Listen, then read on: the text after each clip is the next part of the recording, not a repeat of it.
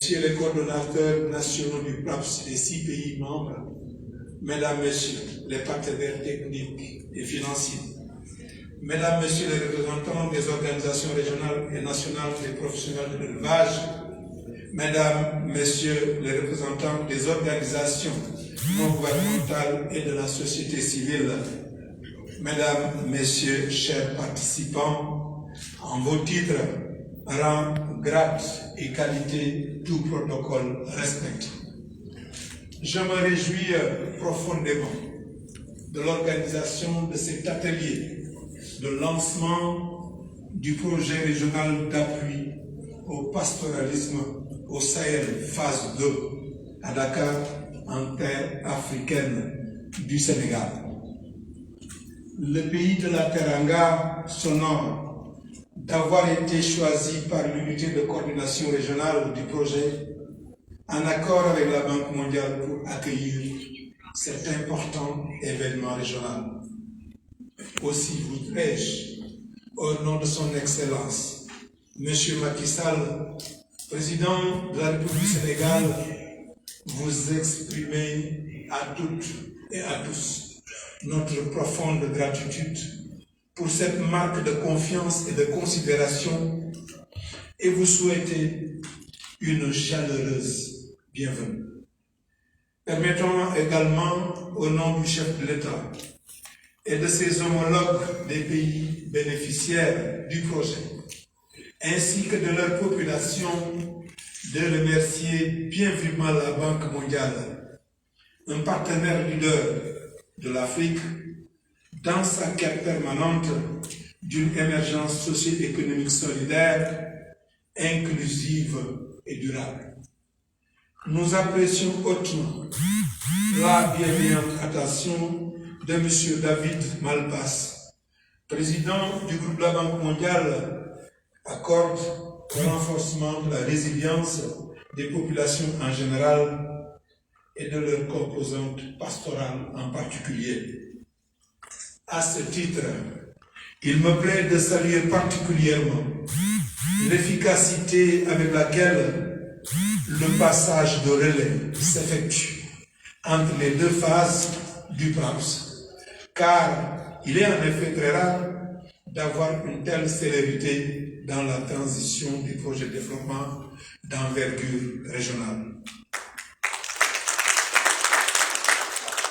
Mesdames, Messieurs,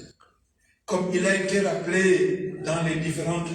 allocutions des distingués intervenants qui m'ont précédé, le projet régional d'appui au pastoralisme au Sahel découle du forum de haut niveau sur le pastoralisme organisé en octobre 2013 sous l'égide du gouvernement de la République islamique de la Mauritanie, de la Banque mondiale, du comité interétat de lutte contre la sécheresse au Sahel 6 et les organisations d'intégration régionale comme la CEDEAO et l'UEMOA. Le PRAPS 1 a ainsi bénéficié d'une enveloppe de 248 millions de dollars américains de notre partenaire leader de la Banque mondiale, avec comme principaux objectifs la sécurisation des activités pastorales, l'accroissement du poids économique de l'élevage et l'augmentation des revenus des comités pastorales et agropastorales dans les zones d'intervention du projet. Comme vous le savez sans doute, la stratégie d'intervention du PRAPS a été axée sur la mise en place d'une alliance solide pour soutenir le pastoralisme dans les 6 pays concernés que sont le Burkina Faso, le Mali, la Mauritanie, le Niger, le Sénégal et le Tchad. En rassemblant l'expertise et les ressources de l'ensemble des acteurs concernés, conformément aux priorités nationales des 10 pays, tout en intégrant la dimension régionale. Mesdames, Messieurs, les résultats engrangés lors de cette phase ont indéniablement profité aux populations bénéficiaires à travers le renforcement de leurs moyens d'existence. Concernant la composante 1 du projet relatif à la santé animale, Il est heureux de constater que les 6 pays bénéficiaires disposent désormais d'une stratégie à long terme pour l'éradication ou le contrôle des 2 pathologies prioritaires du PAPS, que sont la peste des petits ruminants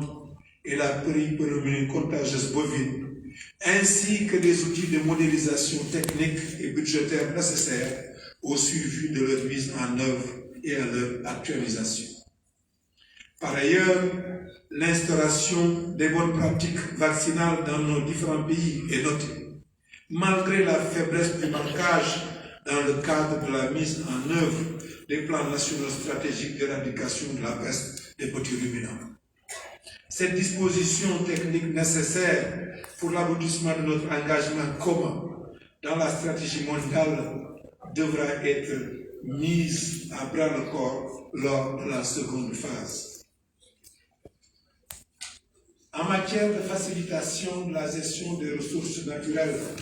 portant sur la composante numéro 2,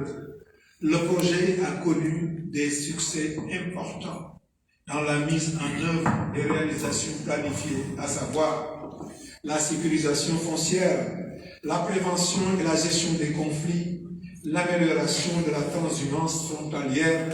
et l'accès du cheptel aux ressources pastorales. En effet, dans le cadre des aménagements d'espaces de pâture, dans la plupart des pays, les réalisations ont dépassé les attentes quant aux superficies sécurisées grâce à des outils de gestion concertés portant sur plus de 6 460 000 hectares. Dans le même ordre, l'accès à l'eau a été nettement amélioré, avec plus de 340 points d'eau réalisés, réduisant ainsi sensiblement la corvée d'eau des populations pastorales, notamment sa composante féminine, et accroissant incontestablement la productivité de l'élevage pastoral grâce à un meilleur abreuvement du cheptel. Tout cela a pu se faire grâce à une bonne approche d'ingénierie sociale pour l'établissement des accords sociaux entre les parties prenantes et à un programme soutenu de renforcement des capacités des acteurs. Mesdames, Messieurs, s'agissant de la composante relative à l'accès au marché des produits d'élevage, diverses activités d'envergure ont été menées, portant sur l'amélioration des infrastructures marchandes, l'opérationnalisation des systèmes d'information sur les marchés du bétail, la facilitation du commerce régional et sur les appuis aux organisations des professionnels des filières bétail-viande. Ainsi, plus de 229 infrastructures marchandes ont été construites ou réhabilitées, comprenant des marchés à bétail, des aires d'abattage, des centres de collecte de lait, des unités de transformation laitière, des postes d'inspection frontaliers, etc. Pour ce qui est de la composante relative à la gestion des crises pastorales, d'importantes initiatives ont été prises, notamment l'intégration des données pastorales dans les systèmes nationaux et régionaux d'alerte précoce, le renforcement des capacités des pays dans la préparation et la réponse aux crises pastorales. Dans ce domaine, il faut cependant souligner la différence de perception de la notion de crise pastorale entre les éleveurs, les techniciens et les autorités chargées de la déclaration. Cette contrainte, à mon avis, devrait être levée prioritairement dans le PRAPS, notamment à travers l'adoption d'un mécanisme souple et efficace d'intervention en cas d'urgence avérée et affectant sérieusement les moyens d'existence des éleveurs. Par ailleurs, la stratégie d'intervention du PRAPS, basée sur un dispositif institutionnel de mise en œuvre du projet dans les pays et au niveau régional, s'est révélée très efficace au vu des résultats obtenus. En effet, visant initialement à offrir des services à 2 070 000 pasteurs et agropasteurs agriculteurs, le projet a dépassé cet objectif en touchant près de 2 500 000 acteurs, ce qui correspond à une performance d'ensemble de 120%. L'objectif de couvrir parmi ces bénéficiaires au moins 30% des femmes est aussi globalement atteint pour arriver à 113%. Ceci est remarquable. Mesdames, Messieurs, fort de ces résultats et préoccupé par la consolidation des acquis et l'acuité d'autres problématiques liées à la vulnérabilité des jeunes et des femmes, les 6 pays bénéficiaires ont initié cette seconde phase du projet appuyé par la Banque mondiale. Nous pouvons bien nous en réjouir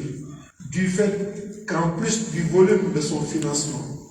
51% plus important que celui de la première phase, 375 millions de dollars contre 248 pour le premier, le projet étend ses activités et cible 13 50 000 pasteurs et agropasteurs bénéficiaires directs, dont 30% de femmes, soit 6 fois plus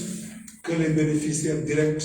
attendus lors de la première phase, à travers la mise en œuvre d'activités de 4 composantes techniques, à savoir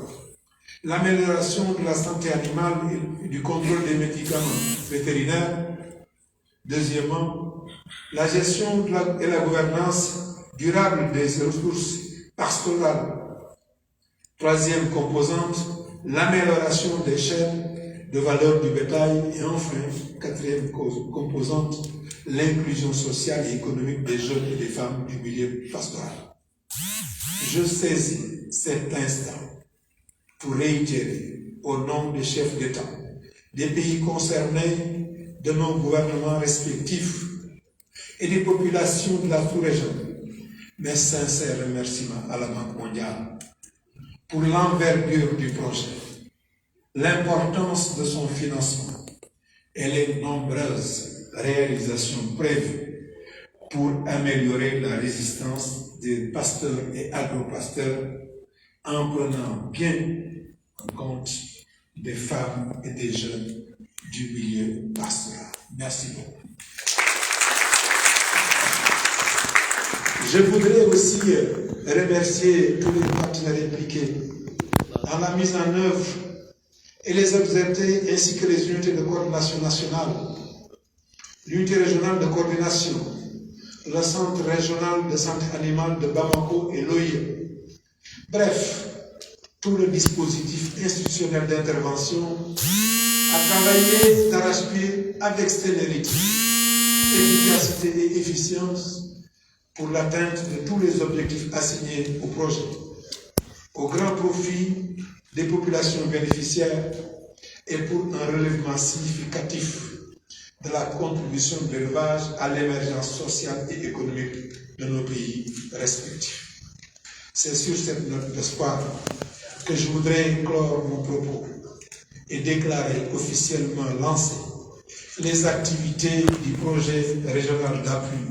au pastoralisme au Sahel phase 2 pour la période 2021-2026 dans les 6 pays de Burkina Faso, le Mali, la Mauritanie, le Niger, le Sénégal et le Tchad. Je vous remercie de votre aimable attention.